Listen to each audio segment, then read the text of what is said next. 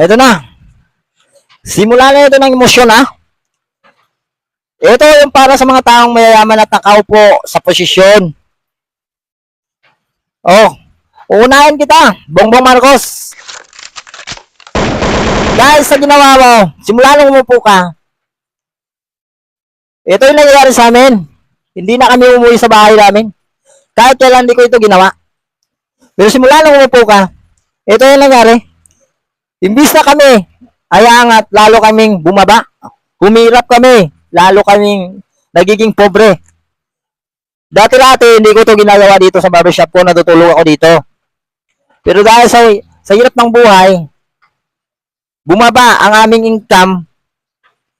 Dahil simula nung umupo ka, akala namin, binoto ka namin, dahil akala namin yung mga pangako mo, lahat yun, magkakatotoo. Kasi si Tatay Digong at si Sara Duterte, ang kasama mo, tumayo para ipagpatuloy ang kanilang sinimulan. Pero ngayon, nasaan na ay yung mga salita mo?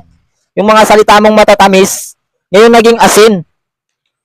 Yung mga pangako mo, na kapag ikaw ay nakaupo bilang presidente, ay bababa ang lahat ng bilihin. Ngayon, anong nangyari? Bumaba nga yung bigas ng biglaan lang. Madalian, 20 pesos. Pero sasabihin ko sa inyo, kahit barbero lang ako, kahit piso lang yun, o kaya ibibigay lang sa akin ng libre, di ko yun kakainin. Di ako kakain nun. Pagkain nyo ng manok, pato lang yun. Kahit ganito kami kahirap, ako, kung ano yung kinakain nyo na bigas, ganun din ako. Nasaan yung pangako mo? Boss, amo, kabise. Na ikaw ay, pag ikaw ang nakaupo, hangat ang Pilipino, hangat ang mahirap, magkakaroon ng kabuhayan. Pero bakit?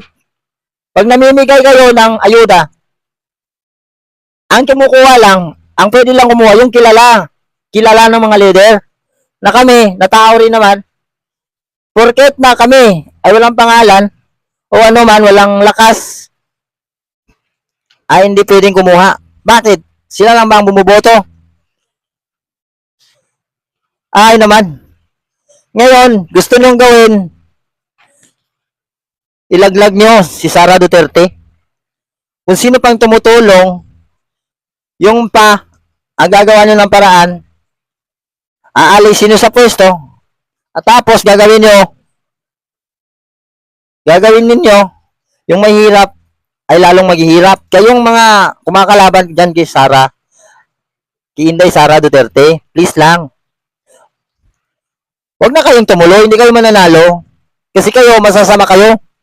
Ay yung kinakalaban nyo, mabuting tao. Eh, please lang. Ako, simple lang akong vlogger. Vlogger na walang sweldo.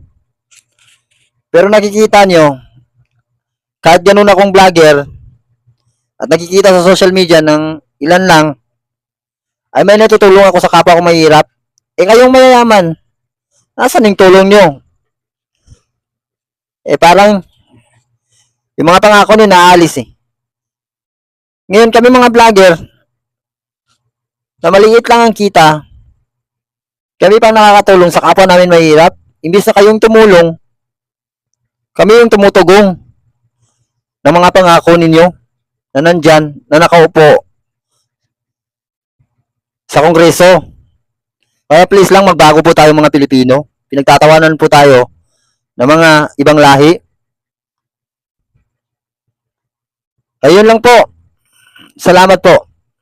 Pasensya lang po kung sino yung nasasaktan. Totoo yung sinasabi ko. Magbago tayo.